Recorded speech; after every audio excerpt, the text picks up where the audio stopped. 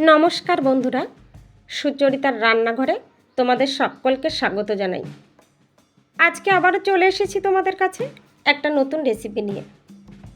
আজকে আমি তোমাদের সঙ্গে গোবিন্দভোগ চালের পায়েস রেসিপিটা শেয়ার করে নেব। এই পায়েস তোমরা সবাই রান্না করতে পারো বন্ধুরা, কিন্তু আমি কিভাবে আমার রান্নাঘরে এই পায়েস রান্না করেছি সেটাই আজকে তোমাদের সঙ্গে শেয়ার করে নেব। আমার এই ভিডিওটা স্কিপ না করে শেষ পর্যন্ত দেখার অনুরোধ রইল আমার সকল বন্ধুদের কাছে।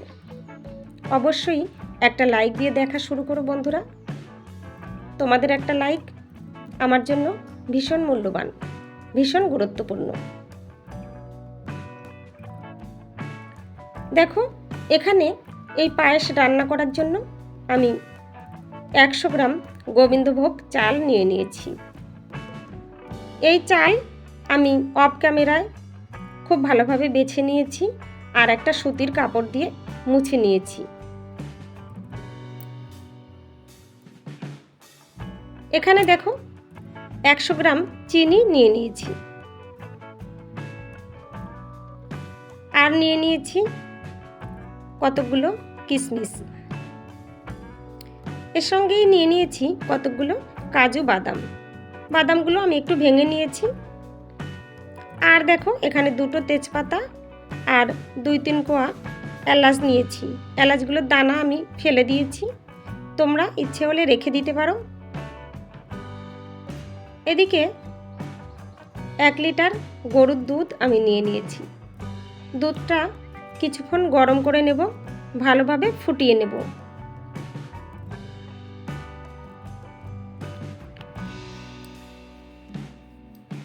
এখানে এই দুধ আমি খুব ভালোভাবে জাল করে নিয়েছি। এবার এর মধ্যে গোবিন্দভোগ চাল অ্যাড করে দিলাম। চাল দিয়ে আমি কিছুক্ষণ নেড়েচেড়ে নেব। দুধের সঙ্গে চাল খুব ভালোভাবে মিশিয়ে নেব। এই সময় এর মধ্যে তেজপাতা আর এলাচ অ্যাড করে দিলাম। একটা সুন্দর স্মেল আসবে, পায়েসটা খেতে খুব ভালো লাগবে। এই সব কিছু দিয়ে আবারও একটু নেড়েচেড়ে নেব। এদিকে আমি একটা বাটি নিয়ে নিয়েছি আর নিয়েছি 1 প্যাকেট 10 টাকা দামের গুঁড়ো দুধের প্যাকেট। এই গুঁড়ো দুধ আমি ওই বাটির মধ্যে ঢেলে নেব।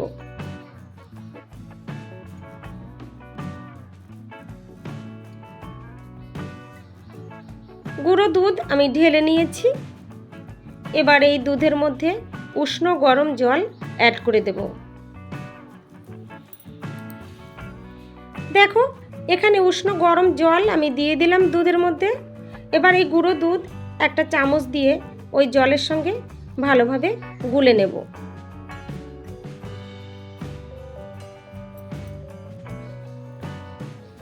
আমার এই ভিডিওটা যে সমস্ত বন্ধুরা দেখছো অথচ একটা লাইক দিতে ভুলে গেছো, তাদের কাছে অনুরোধ রইল একটা লাইক দিয়ে ভিডিওটা কন্টিনিউ করো তোমরা। আবারও চলে এসেছি গ্যাস ওভেনের কাছে।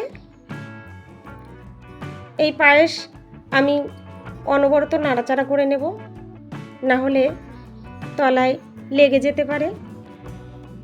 আর যতক্ষণ না এই চাল সেদ্ধ হচ্ছে ততক্ষণ রান্না করে নেব।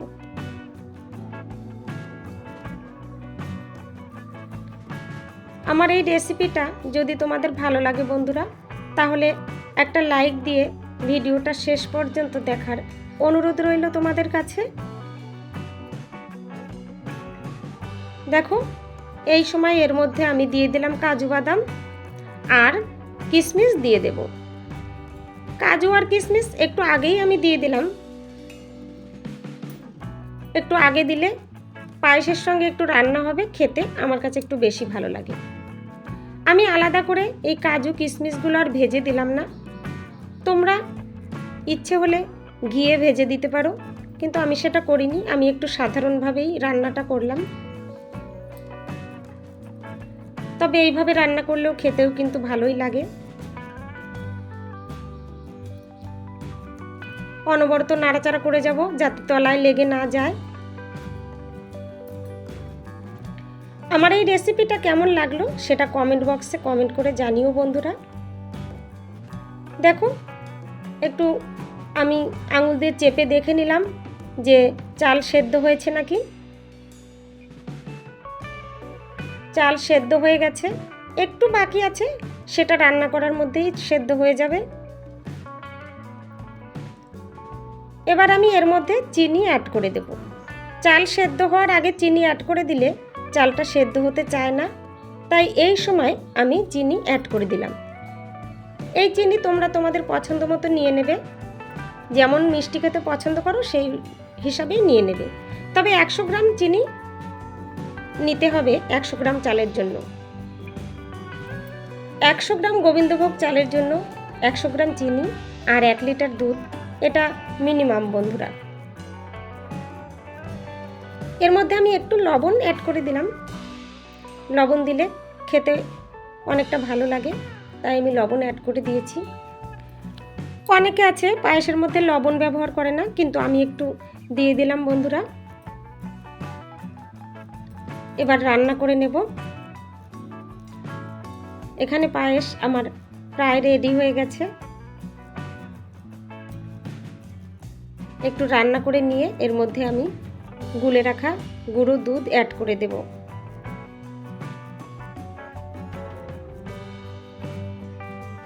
রেসিপিটা যদি তোমাদের ভালো লাগে বন্ধুরা, তাহলে বন্ধুদের সঙ্গে একটু শেয়ার করে দিও।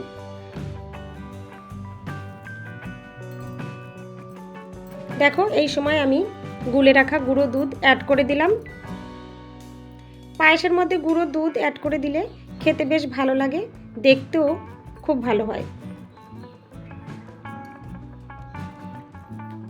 তোমরা যে সমস্ত নতুন বন্ধুরা আমার এই ভিডিওটা দেখছো অথচ চ্যানেলটা এখনও সাবস্ক্রাইব করোনি, তাদের কাছে অনুরোধ রইল আমার চ্যানেলটা সাবস্ক্রাইব করে পাশে থাকা বেল বাটনটা প্রেস করে রেখো। এতে করে আমার রান্না করা রেসিপির নোটিফিকেশন সবার আগে তোমাদের কাছে পৌঁছে যাবে। তোমরা তোমাদের সময় সুযোগ মতো দেখে নিতে পারবে।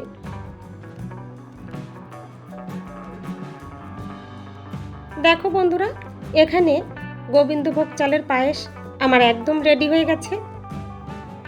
এবার আমি গ্যাস বন্ধ করে দেব।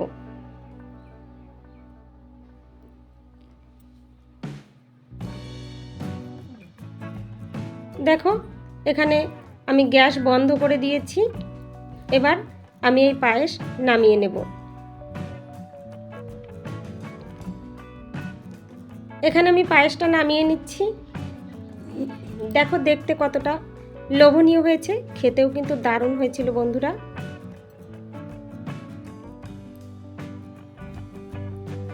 তোমরা তোমাদের বাড়িতে এইভাবে একবার ট্রাই করে দেখো, আশা করি খুব খারাপ লাগবে না, খেতে বেশ ভালোই লাগে। একদম সিম্পলভাবে, একদম সাদামাটাভাবে এই পায়েসটা আমি রান্না করেছি, খেতে কিন্তু দারুণ হয়েছিল বন্ধুরা। অনেক ধন্যবাদ বন্ধুরা আমার এই ভিডিওটা শেষ পর্যন্ত দেখার জন্য, আমার পাশে থাকার জন্য। আজকের মতো এখানেই শেষ করছি।